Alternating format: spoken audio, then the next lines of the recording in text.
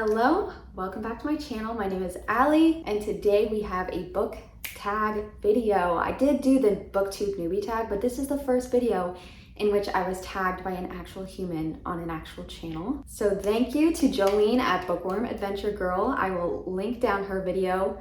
Check her out, she's amazing. This tag was originally created by Daniela, whose video I will link down below as well. So this is the Contradictions Book Tag, and it's all about genres, tropes, authors, and covers, and loving, hating at the same time, blah, blah, blah. You'll see. I will be mentioning multiple books in each topic just because I am annoying, I'm sorry. First up, we have genres that you love, but books that you hate in the genre. This was the hardest one for me to think of, mostly because I have really stupid reasons for not liking these particular books.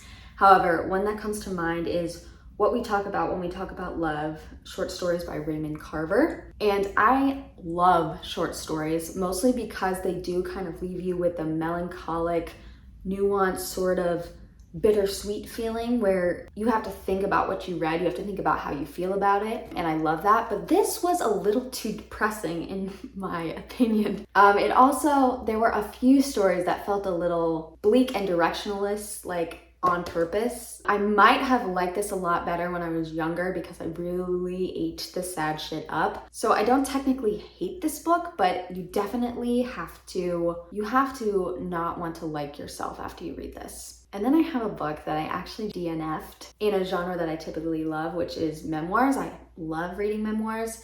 Just Kids by Patti Smith is about Patti Smith when she was younger and her boyfriend, the famous photographer, Robert Moon something, I forget his name. And it's all about how they were like young and in love and they were artists and they were struggling for their art and they were homeless. This is gonna make me sound really bad, but I thought that it was really whiny, and I've never sounded more like a 60-year-old white man. I was thinking to myself, like, go get a job. Just go move to a different city, go get a job. Like, I was being a judgy bitch, and I understand it wasn't the time for me to read it because I had just moved into my foster home after leaving an abusive house. Like, there's a lot of, I'm not even gonna get into that. What am I doing?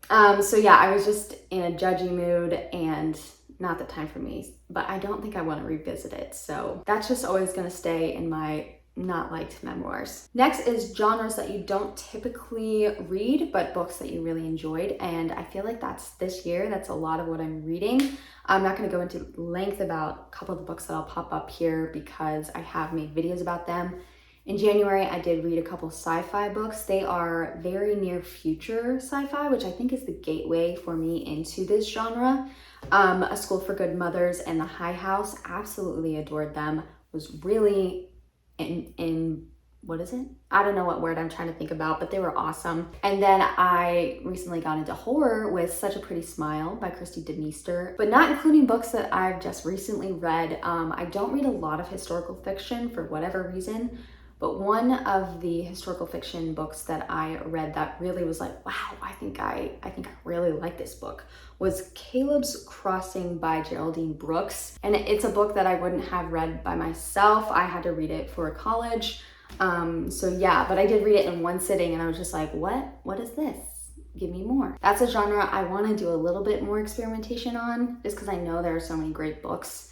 So if you have recommendations for easy to get into historical fiction, please leave a comment below. Moving on to a trope that I love, but books that I hated that had the trope in it. Tropes always make me think of romance. So Friends to Lovers is something that I absolutely adore. And just recently, I did a rant review on Hook, Line, and Sinker by Tessa Bailey. Yeah, I don't think they did the Friends to Lovers justice. And then also, I really love Greek mythology retellings, but A Touch of Darkness was not it for me. Then we have tropes that I hate, but books that I really liked that had the trope in it. I hate fake dating in stories, but there have been a few exceptions, like To All the Boys I've Loved Before by Jenny Han, which was YA contemporary romance, and A Not So Meet Cute, which also ticks off another box, which I'll talk about later. But if you don't like romance stories, you probably won't like this book. And the beginning and the setup of the fake dating was really cringy and unbelievable. Not like in a, wow, that's so unbelievable, but like in an, ew, what are you doing kind of way. But it really paid off.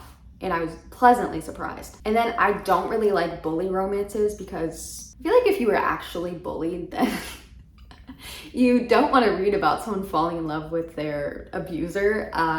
So yeah, this trope is definitely problematic, and I'm not the only one who thinks that, but Punk 57 by Penelope Douglas was a beautiful story and was all the vibes, everything was there. 5 authors I've loved, but books of theirs that I've hated or really disliked.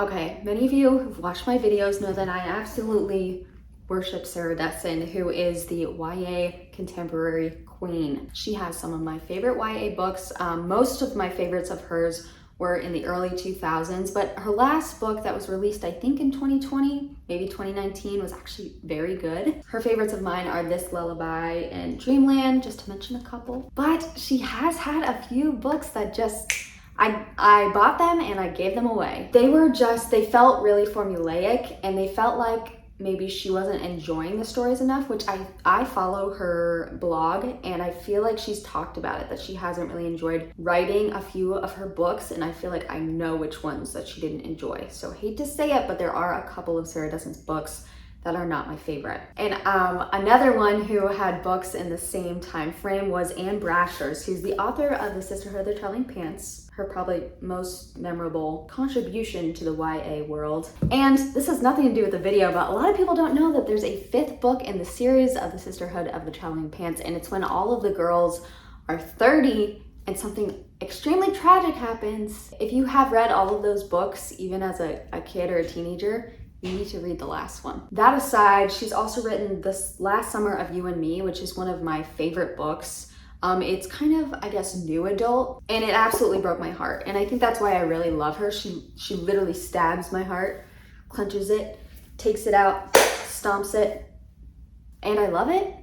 What does that say about me? But she has had a couple flops, if you ask me. I will pop some in on here that I've not vibed with. Next topic, books by authors you haven't really enjoyed before, but a book of theirs that you really liked, and that would have to be Miss Colleen Hoover, Reminders of Him. I had read Verity and this other book by her. They were fine, they were entertaining, but I didn't really like them and I didn't understand the hype. And then Reminders of Him came out this year, and I 5-starred it. 5 stars, people. That's like, I don't give a lot of 5 stars out anymore. Yeah, this book just really touched me. It obviously made me very emotional, if you've seen that video. And there were so many, I don't know, I read it in one sitting. It was really, really good for me. 7, this is probably the one I have the most books for, but I'm not gonna talk about all of them.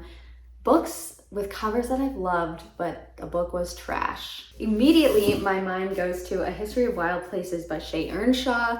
I bought this book because I thought it was so beautiful. Trash. This book made me so mad. I will probably read another book of this author's because I did not hate the writing style. It was just the plot at the end. What the hell? Then I have Float, which I DNF'd last month. Cute cover in a very different way. But yeah, this was not it. And then just so we have one that I hadn't recently talked about, Heartless by Marissa Meyer. So I like this cover, but the real beauty in this is the naked hardback.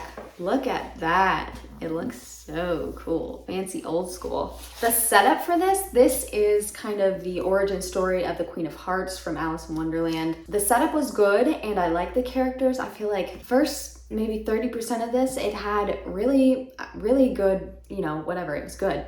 I have trouble talking, I'm sorry. And then it wasn't that it was bad, it was more like blah, which I think could be worse than bad sometimes, so yeah. Then we have book covers that were really but ugly, but I really like the story. A Not So Meet Cute could fall into this. You could see it in my video, I was like, I'm not gonna like this book because look how cringy this is. That's me being judgy.